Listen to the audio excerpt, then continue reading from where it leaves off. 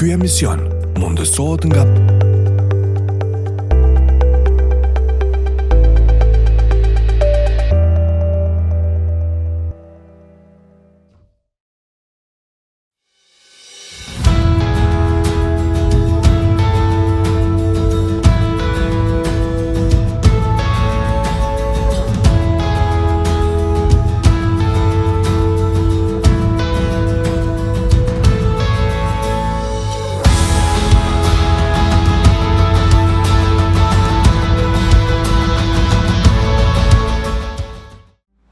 Përshëndetje për të gjithë ju shikues të dashur të emisionin Plus Minus, mirë se po takohemi në një tjetër epizod.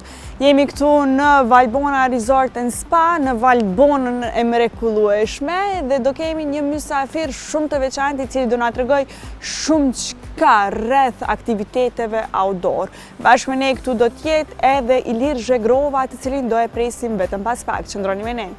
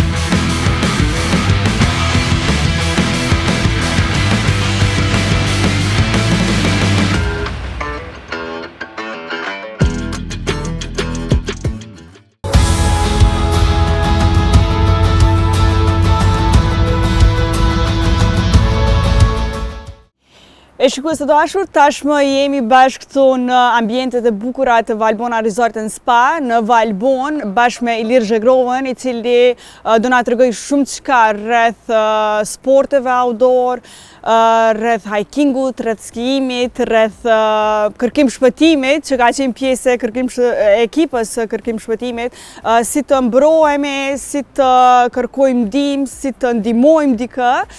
Ilir, faleminderit shumë që erdhe në këtë ambient, po besoj që ndoshta se di kur ka qenë hera e fundit që ke ardhur në Valbon. Faleminderit për ftesën më së pari. Hera e fundit kur ka qenë në Valbon, themi para në 3 muaj, isha për qef, jo për diçka emergjente apo çfarë do të qoftë, isha për qef, isha disa planifikime të disa projekteve të cilat du mi zhvillu në vitin e ardhshëm.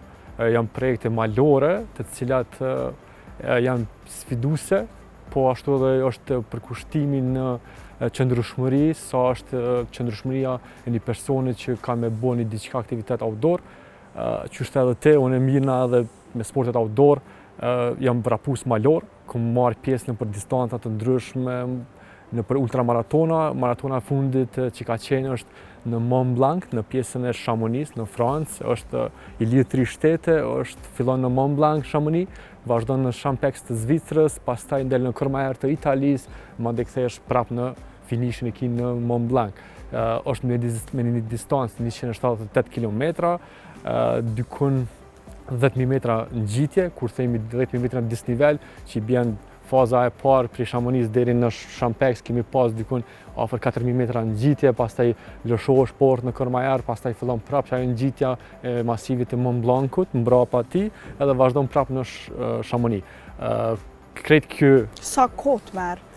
Pregaditja për qëtë garë ka qenë, themi, afër 1 vit.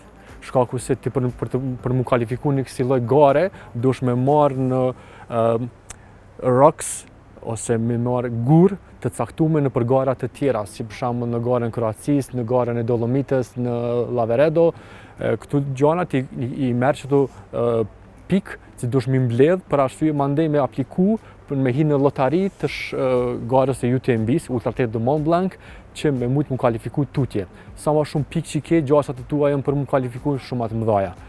Për fatë mirë, u kualifikum, vazhdum trajnimin për me bo qatë garët, keni trajnim që për fat keq për momentin unë jetoj në Prishtinë, që nalësia mbidetare është në 600 metra dhe fokusin në cilin ti dush me bo ushtrimet gjithmonë është përmi 2000 metra, shkaku se metabolizmi njerit punon ndryshe kur është në 600, ndryshe punon kur është në 2000. Vështërsia jote për me vrapun në 2000 metra është shumë e madhe se është dykun 80% oksigjeni ma pak. Kështu që përgatitja gjithmonë kemi tentu që vikendin mi kalu sa ma afër bjeshkve, që për fat mirë Kosova është e rrethuar me bjeshk dhe janë bjeshk të bukura dhe janë bjeshk të cilat janë të frekuentuar për turistave, kështu që krejt përgatitja ishte në fokusin në bjeshk.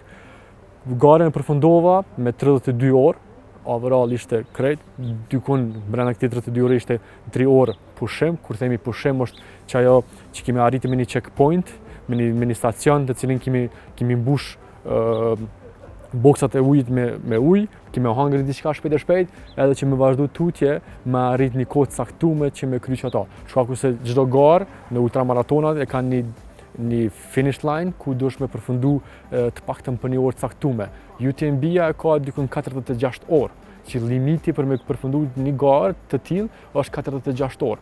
Nëse se përfundon ti për çat kohë të caktuar, atëherë ju nuk ke mujt me arrit rezultat apo me arrit me marr pikë që me pas ne themi dashboardin tënë. Për garat të tjera. Po, që me vazhdu tutjet e.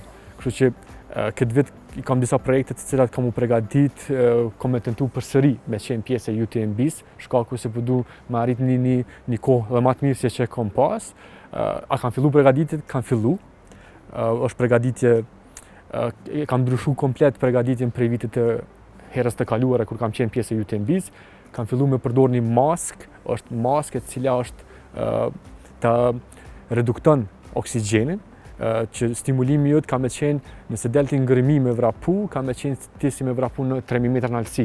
Shkaku se vështërsia jote për me marrë një oksigjen është shumë e vështirë se që ti je pa maskë. Madje trajnimi me pesha, edhe me mujtë që ti me mësu vetën tonde, me pas një peshë caktuar që kur të largon qatë peshë, trupi jot me funksionu shumë ndryshe. Ndërsa gara kur do jetë, pasi që tregove që vetë se ki fillu përgatitjet për garën e radhës? Garën e parë që do ta kem është në prill, është Istria, është pjesa e bregdetare e Kroacisë. Vitin e kaluar me kam bo qatë garë, ka qenë 110 km, e kam përfundu dykun afër 15 orëve. Këtë vit pretendoj me qenë 168 km, shkaku se duna mu përgatit për distanca ma të gjata, që me marrë pikë, si thash ma herët, pastaj me vazhdu në gara tjera që në Evropë, që mu përgatit për muajin ngusht. Gara, që me thëmë, UTMB-ja njihet si gara ma madhështore në botë që ekziston, dykun afër 100.000 veta aplikojnë për me qenë pjesë e UTMB-s, dhe për fat keq në distancën ku kam qenë unë, kanë qenë vetëm 2000 të pranuar. Kështu që konkurenca për me mu pranu në asaj gare është shumë e madhe. Po ashtu edhe përkushtimi dhe përgatitja dhe këtë janë pjesa e asajna që ty të bën me qenë pjesa e asajna.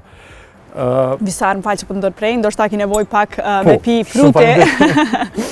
Sepse unë vetë se hapa, se në këtë kohë ka ishtë mirë që na ka marrë këtë në Valbon, na duhet diçka pak me na fresku, deri sa të fillon edhe dielli me perëndu tash që na bëhet pak më ftoftë. Po zakonisht në ky ndryshimi kohës i menjëhershëm, siç është edhe këtu në Valbon, sa ndikon te ju? Edhe gjatë garave, po besoj që ka ndryshime shumë të motit dhe zakonisht përgatitja në distanca të larta mbidetare është gjithmonë ftoftë. Arsyeja që trupi jot gjithmonë mësohet me pas një rregullim të temperaturës, që mes me harxhu energji. Gjithmonë pretendohet që si sportist duhesh me ushtru trupin tënd me qenë i mbrojtur nga minusi, nga gjitha temperaturat. Po, shkaku se duhesh me pas një temperaturë konstante kur je në distancë në disnivel të madh të mbidetar që ushtron të mbjesh, kështu që ajo është që lun rol shumë të madh përgatitja para çdo gare, para çdo aktiviteti. Unë gjithmonë marr shembull që nëse keni trajnim të mirë çdo qoftë fizik, qoftë indoor apo outdoor, ti duhesh me mu përkushtu qatë shumë për qatë sport që ti duhesh me bo, që qaj trajnimi dhe qaj ka me ta kriju një siguri të madhe ty, po ashtu edhe ti ki qëllimi për me përfundu një gare. Kështu që qaj trajnimi ka me ndihmu shumë. gjithmonë e marr shembull që sa më shumë trajnim, atëherë ke rezultat të mirë. Po, Ildir na tregove, na përmende pak më herët se nuk na tregove ende, për atë po të pyes, na përmende që i ki disa projekte këtu në Valbon. A mundesh më na tregu pak më shumë rreth këtyre projekteve? Për çka bëhet fjalë? Projektin e vitet kaluar kom pas një projekt ka qenë edhe Peaks of the Balkans me bo pandërprerje. Zakonisht Peaks of the Balkans është shtegu më i bukur në pjesën ballkanike. Ky shteg është shumë i njohur edhe për turista dhe është me thonë në top çdo vend të Evropës për të vizituar. Si në Gjermani, si në Britani ose çdo cilin do shtet të Evropës, është i rekomanduar që të vizitohet të paktën një herë në vit. Peaks of the Balkans fillon në Kosovë, mundi me fillu edhe në Shqipëri, mundi me fillu edhe në Maltezi. Janë 3 shtete ballkanike të cilat e rrethojnë këto malet. Janë malet ne themi pjeshët e Nemura dhe këto male fillova projektin e parë që e pata vitin kaluar ishte me fillu në Kuqisht, me dalë në Babinë Pole në pjesën e malit të zi, pastaj me dalë në Plav, pi Plavës me dalë në Vuthaj, mandej pi Vuthaj me kalu në Shqipëri pjesën e Thethit, me dalë në Valbon këtu, për Valbonës me dalë në Qerem do bordal, Roshodal, Milishes, më këti prapë në Kuqisht, që i bie zakonisht ky shteg bëhet për 10 ditë, edhe unë e përfundova bashkë me një shok timin, përfundum dykun për 34 orë komplet këtë shteg. Si vjet është projekti bazë, shkaku se që ka me ndihmu për me ushtru në garat e ardhshme, është projekt bazë i cili pretendoj me të qenë në 24 orë. A kom ja dalë, besoj që kom ja dalë, shkaku se jem të përgatit mirë, kurse projekti tjetër që ka me qenë 4 majet e vështira teknike, kur themi maje teknike janë maje të cilat dush me përdor litarin, dush me përdor gjitha gjanat. Cilat i kemi që aty, i ke sjell me vete, a mundesh pak me na tregu, ndoshta me sjell edhe çantën këtu dhe me na zbulu pak më shumë edhe me ju tregu edhe shikuese, po edhe mu, se ndoshta edhe mu më të ardhmen nduhet diçka. Po tjetër. Po ne, është një çantë, cilin ne i themi çantë teknike, të cilën kemi me përdor për ngjitje teknike. Kjo është një helmet, të cilën gjithmonë do të me pas me vete kur ngjitemi në pjesë shkëmbore, shkaku se siguria do të me qenë nivelin e duhur, edhe kërkohet gjithmonë me pas një helmet. Këtu janë kazmat, apo në gjuhën angleze i themi ISEX, janë kazmat alpine, të cilat përdoren për kushte dimrore. Po besoj që helmet tillë kanë shumica e njerëzve në shtëpitë e tyre. Po besoj. A janë helmeta të njëjta apo janë të veçanta diçka? Po mëre, helmeta ndahen prej ato të helmetat të industrisë, helmetat që përdoren në pjesën malore, edhe helmetat që përdoren në qytet. Që përdoren për bicikletë, për trotinet, për çdo të qoftë, po dallohen komplet, janë 3 lloj helmeta të cilat i kemi si shembull.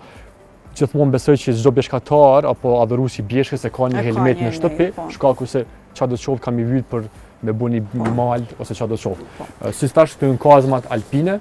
Këto kazma ndihmojnë me bo ice climbing, me ngjit terrenet të thepishuna, po ashtu edhe me ecë me tonë ku jemi në vende të ekspozuara. Gjithmonë duhet me ditë me pas një trajnim të caktuar për me ditë me përdor kazmën, shkaku se lëndimi. A mundosh me na demonstru këto apo jo? Paka shumë. Është e vështirë, vetëm po mundi me marrë një kazëm, edhe me pas si funksionon. Po. Është e pamundur ndoshta këtu në studio, po është e pamundur shkaku i ambientit. Po. Vetë se Okej, ç'kjo është çajo kazma që tash, është diku në 40 cm dhe preferohet në këtë metodë për më mbajt kur hecti në pjesët e shtëpisë, shkaku se ç'kjo është çajo që ngulet në borë, edhe është siguria jote primare, kjo lidhet me dorën, është e ka një litar caktuar me lidhet me dorën, po ashtu nëse kemi me bërë në vende të ku kemi gradën 90 shkallë të ngjitjes në pjesën shkëmbore për shembull, i përdorim 2 copa për me bë ice climbing. Shkaku që na jep një farë sigurie si na kemi mujt me përdor gishtat apo durt për me ngjit direkt në akull. Diçka tjetër?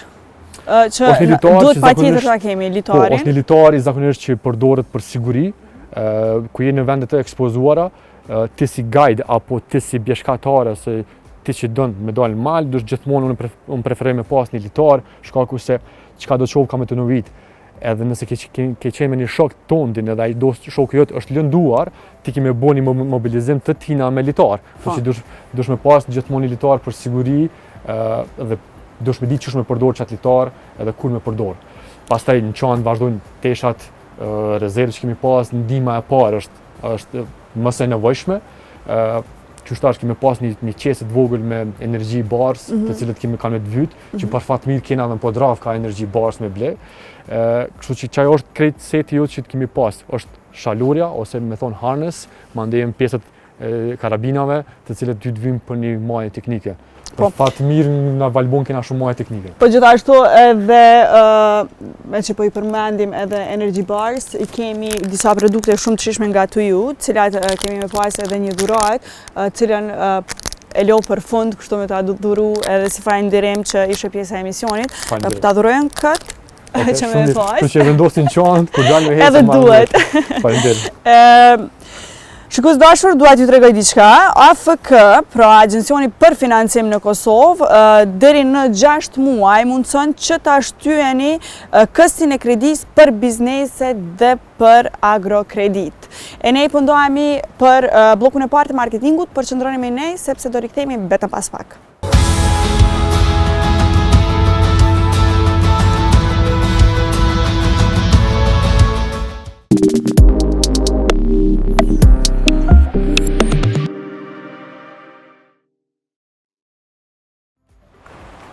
U rikthyem nga bloku i marketingut e tash është koha për çaj.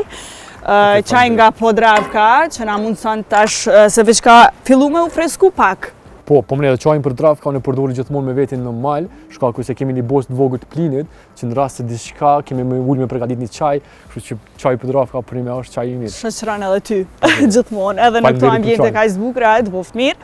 Kur flasim për cilësi të lartë ndërtimi, Prishtina 5 Towers vendos një standard të ri në kryeqytet. Ky kompleks, i cili përbëhet nga 4 objekte banimi luksoze dhe një qendër tregtare ultramoderne, do të ndërtohet me materiale premium dhe teknologji bashkëkohore, duke garantuar gjatësi, siguri dhe komoditet maksimal për banorët. Në Prishtina 5 Towers, ju nuk do investoni thjesht në një banesë, por do investoni në një ndërtim të shëndrueshëm dhe një stil jete modern, ku rahatia, siguria dhe eleganca bashkohen në një kompleks të vetëm. Për gjithë ju që s'keni banesa, zgjidhja më e mirë pra është Prishtina 5 Towers. Ilir, po e vazhdojmë bisedën, kemi shumë çka për të folur, ndoshta po rikthena pak në fillimet e tua. Si filloi gjithçka për ty? Si fillove me këto sportet outdoor? Po me pjesë maleve, u themi është përkushtimi i babës, i cili është rritë me një shtet në Sloveni, në Ljubljan, ku atje për fat mirë e kemi në sistemin arsimor, që fëmijët e shkollave fillore duhet me pas një aktivitet outdoor të paktën 2 herë në javë. Dhe çka bën atje është një shkollë ku gjithmonë mësojnë fëmijët e rinj qysh mu drejtu natyrë, qysh me marru një tent vogël, qysh me ndez një zjarr, cili është veriu, cili është orientimi natyrë, këto gjëra ti i mëson në shkollë. Kështu që për fat mirë baba ishte bjeshkatar i atij shteti sloven, ku pastaj trashëgimia mandej vazhdoi tek unë dhe prej fëminis lindi dëshira me bu aktivitete outdoor, sidomos me fillu me hiking, pastaj me vrapu nëpër male, mu marrë me bicikletë, mandej mu marrë edhe me pjesën më teknike, që besoj vijnë aktivitete shumë ndryshme, plus shumë trajnime, po ashtu edhe certifikime, të cilat ty ta mundsojnë një pjesë të përdorimit mjeteve apo ngjitjes alpine. Po. E kur ka qenë ngjitja e fundit? Po më për fat mirë kishim një trajnim në pjesën e Kroacisë, në pjesën malore të Učka, thirrët pjesa malore Učka, dhe është një Vela Draga, është një pjesë shkombore ku kategoria e vështirësisë shkon deri në 7A, fillon prej 5B plus, pandej vazhdon pjesën 6A, 6B është pjesë afër diku 100 metra, pjesë ngjitje alpine, pjesë ekspozume shumë. Çaj ishte ngjitja e fundit, besoj që ka me qenë edhe fundit, vazhdojmë vitin e ardhshëm, tash kemi pjesët e Shqipërisë ku fillon vetëm pjesa e akullit në pjesë kollare mund ngjit, kështu që besoj që kemi më pas shumë shpejt një ngjitje teknike në pjesën e Jezercës, është më e lartë në Shqipëri, mund ngjit për pjesës veriore mbrapa, kështu që ky është plani që jem të dashme me zhvillu. Po Ilir, sa mendon që është zhvilluar turizmi në Ballkan, turizmi malor? Për fat mirë, turizmi malor në Kosovë, Shqipëri dhe Maltëzi është u zhvillu çdo vit më shumë e më shumë. Po më që thash më herët, është shtegu i njohur Peaks of the Balkans, ku bën pjesë në këto pjesët Kosovë, Shqipëri dhe Maltëzi, po ashtu kemi edhe pjesën Hajskardus, ku është pjesa Maqedonisë, Kosovës edhe Shqipërisë, ku përfundon në Shqipëri në malin Korab.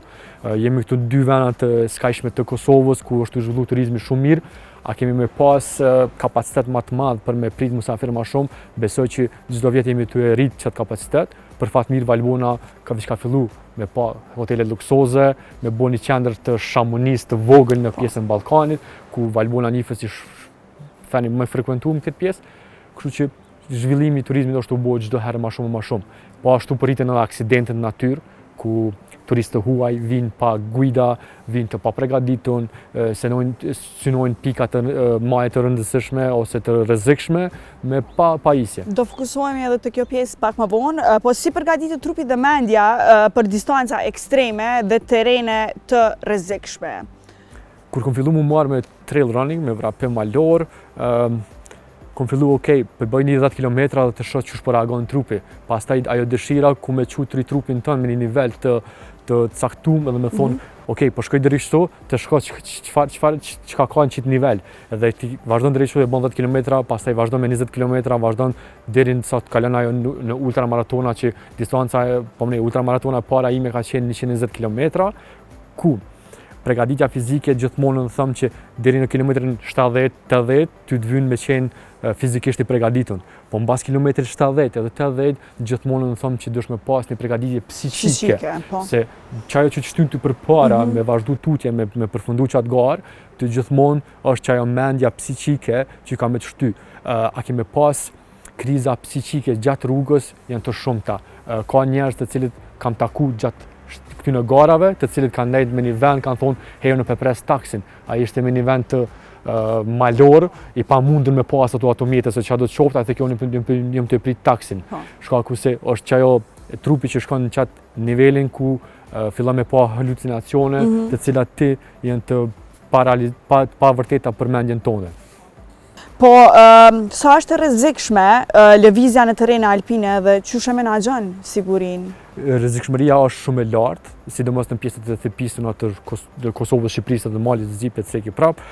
Menaxhimi tani aty vjen përvojë caktuar, vjen trajnime të shumta, po ashtu edhe përdorimi i pajisjeve. Si thash më herët, përdorimi i helmetës, litarit, pykave alpine të cilat vendosen në gur, e këto gjëra krejt tjera që duhet me pas një përgatitje të caktuar për me përdor një siguri të madhe për vetën tonë. Po ashtu thamë gjithmonë që çdo një njeri që don natyrën ose frekuenton bjeshkën, duhet me pas një litar me veti, shkaku që me pas një siguri për më shumë për veten e vet. Po.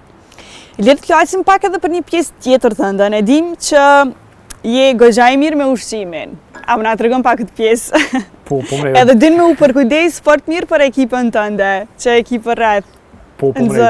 Gjithmonë është ajo prej fëminis, nana dhe baba kanë qenë gjithmonë në puna, edhe unë u dash më përkujdes për vllahun edhe motrën, sa ata kanë qenë gjithmonë më të vegjël, edhe u dash më u përgatit ushqim.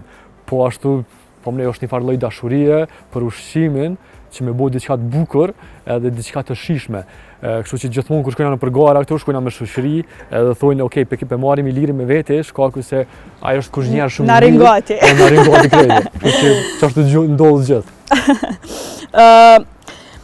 Flasim pak për pjesën ke qenë pjesë e ekipit Kërkim Shpëtim, edhe çka do të thotë kjo për ty në aspektin njerëzor? A mundesh më na tregu pak për aksidentet në mal, të cilat i përmende pak më herët?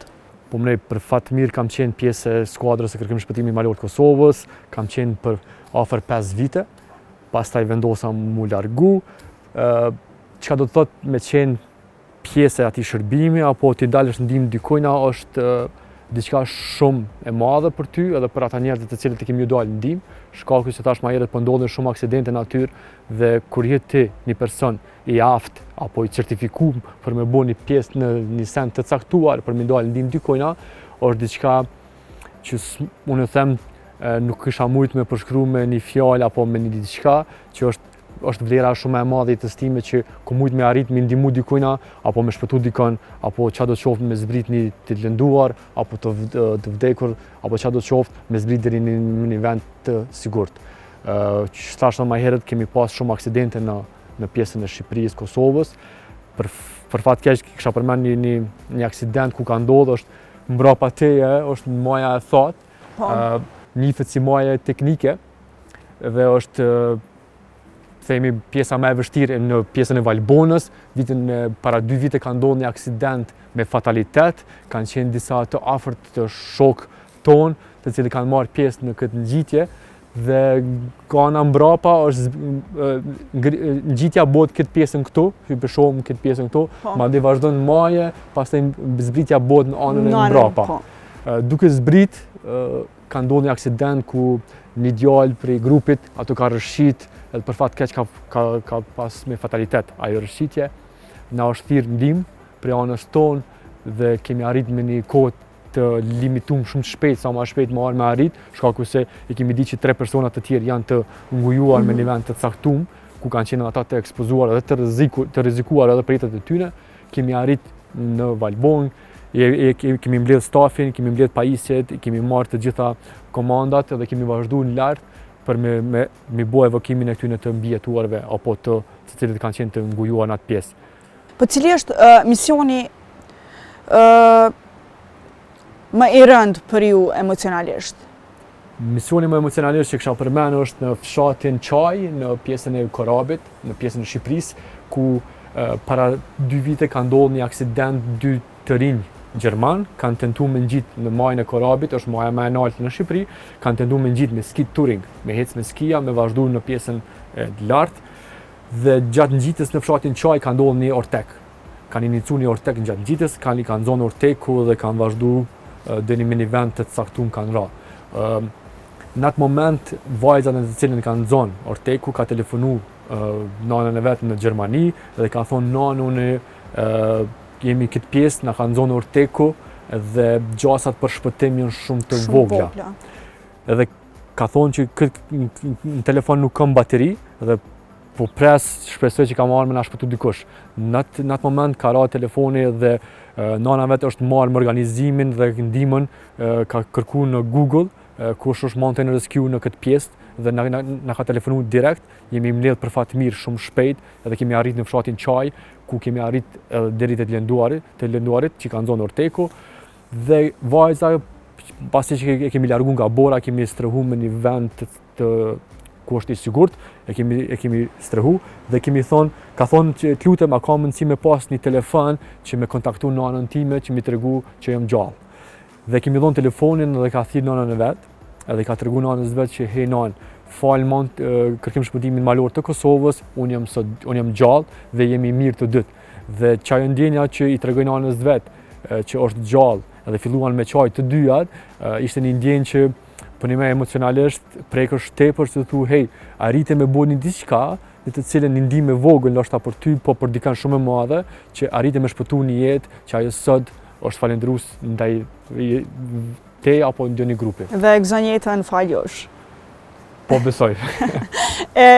Ilir tash bisedum na pak më herët për ushqimin, tregove që gjithmonë ti i qëndron afër ekipës dhe i ringati ashtu me një fjalë. Sot kemi vendosur na me të nejt gati ty. Kemi ushqim nga Zovade.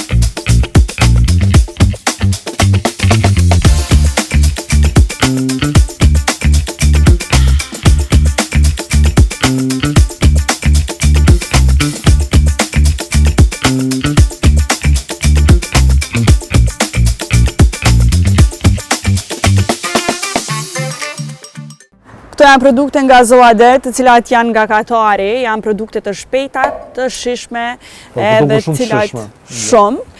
Kushdo që dëshiron të bëjnë ndonjë hajk ose diçka tjetër, mundet me i përgatit shpejt me i marrë me vete gjatë rrugës. Po një ashtu plastik vogël, me vendos to dhe me marrë me vete. Po. Ilir, të krasim edhe pak, si e përshkruan jetën tënde me një fjalë?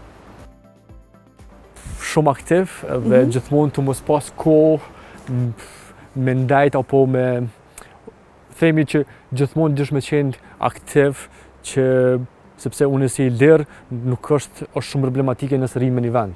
Gjithmonë dëna me bo diçka ose një aktivitet ose një punë ose çfarë do të qoftë që me arrit veten me shti në qatë rrugullin që vazhdon ti me bo diçka, por mos më ndaj. Është e vështirë se dush me gjetë kohë, po dashnia për pasionin, atëherë them që e gjen edhe kohën. E çka është më e rëndësishme, guximi apo përgatitja? Unë e them përgatitja. Apo të dyja së bashku ndoshta. Ma shumë kisha thonë përgatitja, shkallku se përgatitja ta jep guximin, ta jep edhe sigurinë.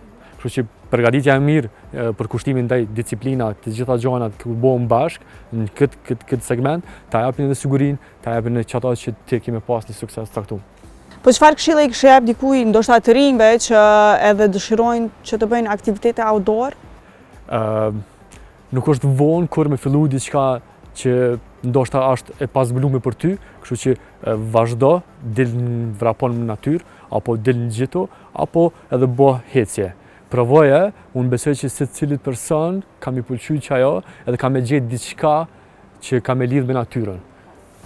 E ne kemi edhe një dhuratë për ty, që ta përmenda ma herët, e kemi një dhuratë nga To You, për fund të emisionit dhe si falënderim që ishe pjesë e këtij emisioni.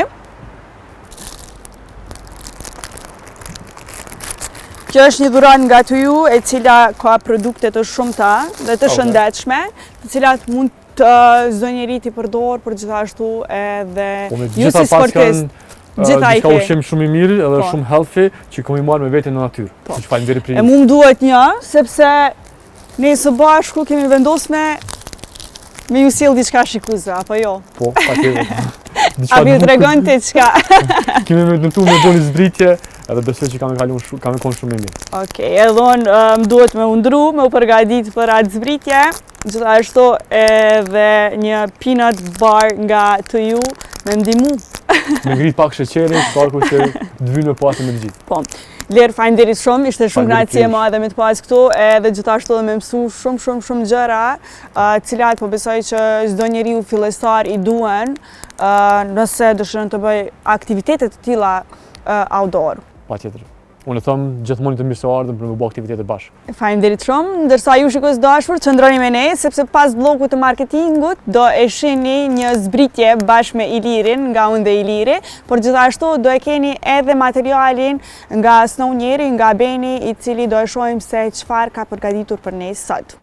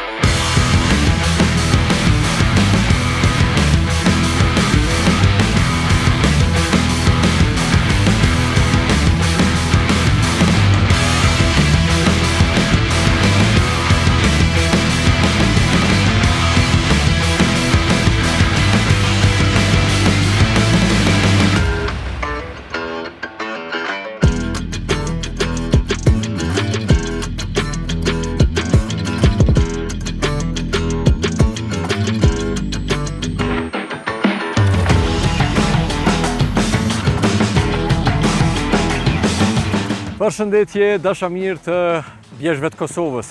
Jemi në Shalë të Bajgorës. Sot kemi vendosur diçka ndryshe me bo, me ardhur në bjesht veriore të Kosovës edhe bashkë me Meritonin, shokun ton të emisioneve, me bo një lëshim prej majës Shtiza Mbret ose Oshtrokoplje që shtuhet. Po, kjo majë 1789 metra, është pak sfiduse. Për ata dhe kemi vendosur me bo një lëshim prej disa faqeve të saj. Njeri, apo shkojmë? Për ndryshe, po mja fantastike, me këtu turbinat, partësi tepër mirë. Edhe ku shkojna në altë kena mju kalzu mas ne edhe për lëshimet me paraglajt që buën pjesën tjetër. Hajde, let's do it, njeri. Shijem. Hajde.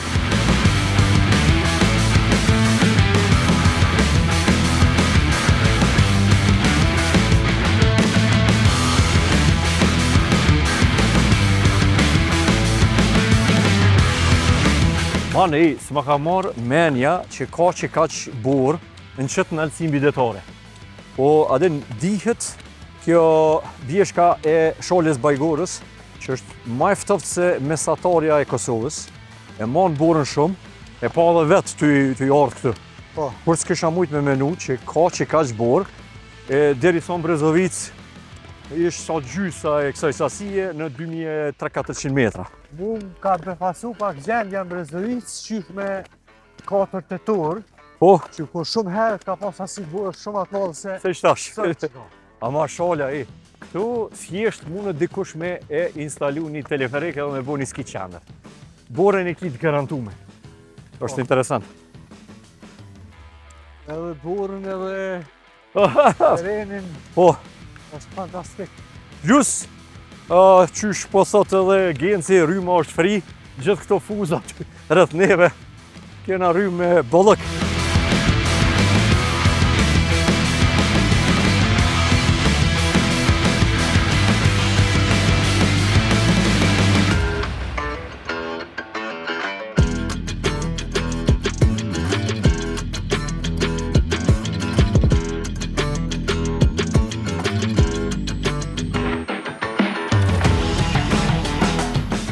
Ma në fund, ma sove po mri trap në këtë moje.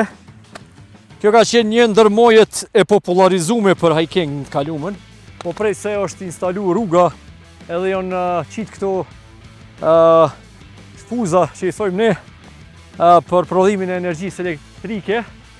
Pak ka ndryshu kjo energjia e ardhjes këtu. Kemi mundu me skivu se nuk ka pas shumë ngjitje. Po e shfrytëzojmë për skim ekstrem, se ka venet pak kufishme për me skiu. Dhe më thonë, po e shojmë që këtu është një pjesë krejt e virgjër, me shumë kodrina, krejt kjo quhet Kopaniku ose Shala e Bajgorës që hynë në Kopanik, pra pjesë veriore të Kosovës. Atje largë kemi Sërbin, edhe afër kemi majën më të lartë në Kopanik, Maja Pančić 2017 metra. Këtu jena në Shtizën e Mbret, bashkë me Meritonin tash po i këshyrim një faqe për cilës kemi me ullshu. Meritana, je gati hiq? Gati jam. Unë e kom një që ti bën edhe lëshime me parashut pri këti veni ose në një maje tjetër? Paraglide, po. Në lëshome shfrytëzojnë edhe këta si pjesë rekreative të paraglidit. Është pothuaj në atë pjesën e dytë kodrës, ku shihet. Okej. Edhe vazhdojmë ka fshatrat e Podujevës, që janë pamje mahnitse për qytetarët. Ja. Shumë Që bukur. janë shumë bjeshtë mrekullueshme, bjeshtë shumë të mira. Që ka mundësi mu bo shumë evente sportive, turistike në këtë vend. Ama interesant, ma herët kur vishim këtu, është dash bashkë të fshati Bajgor, që aty me unal me ecë krejt atë rrugë, se këtu ka qenë shteg në të kalumen. Edhe ka qenë interesimi shumë i madh me arë këtë shteg për me mrinë këtë maje, se ka qenë largë edhe njës të kam përjetu natyrën. Tash me kjerë po mund është me ardhë shumë afer. Dhe më thonë, faktikisht ka hu rëndësia e kësaj maje. Po, shqyri kemi plët kodrina tjera që mujmë i shfrytëzu, që ku i kena edhe ski qendrën e Kopanikut atje, largë. krejt pra në anën e fqiut verior, pra Serbisë, edhe ajo pjesë ka shumë burë, edhe pri asaj pjese, kom qenë një herë, e sheh krejt Kosovën si në tepsi. Është interesant. Okej, mana, jena gati?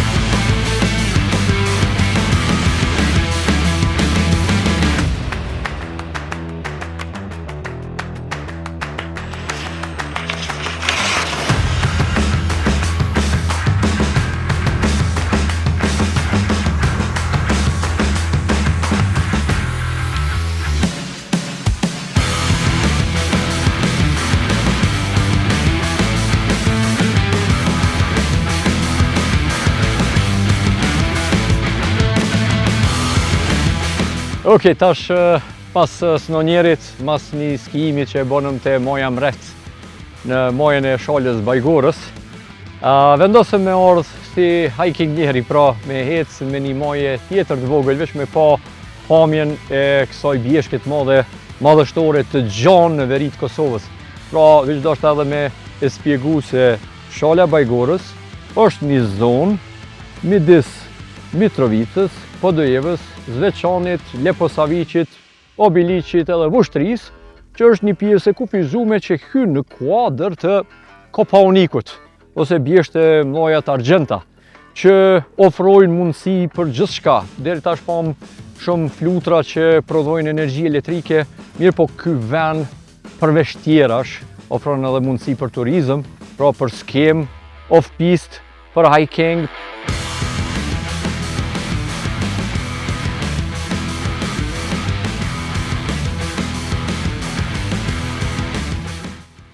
Okej, man, mas aktiviteteve të bukra, është koha për këndellje.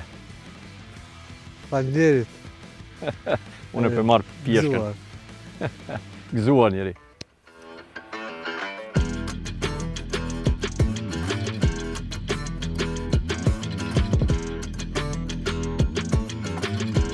Dhe kështu erdhëm te moja për me tregu një ngjarje që mu më ka lënë mbresa të mloja, për keq në 99 muin nëntor një aeroplan gjërsa ishte duke udhëtuar pri Romës drejt Kosovës, ka qenë me një 20 e disa tuaj që kam pas me marrë pjesë në disa projekte mas luftës këtu.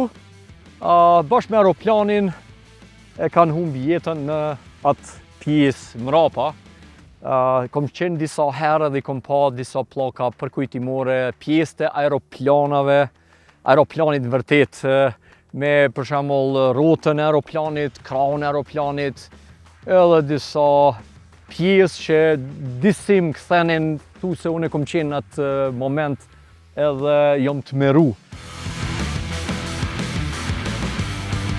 Dhe shikues të dashur, edhe kësa historie i erdhi fundi. Shpresoj që jeni kënaqur me pamjet e vjeshkës së pazakontë në shalë të Bajgorës, e cila gjendet në veri të Kosovës. Shpresoj se edhe ju do ta vizitoni ndonjëherë dhe besoj se do të ndani të kënaqur me natyrën e këtij. Ju përshëndes.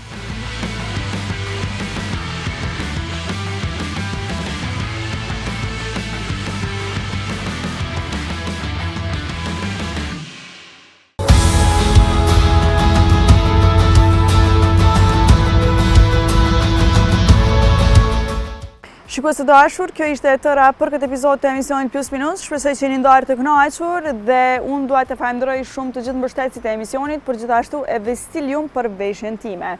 Nga këto ambientet të bukura të Valbona Resort & Spa, ju përshëndes dhe shihemi përsëri javën e ardhshme.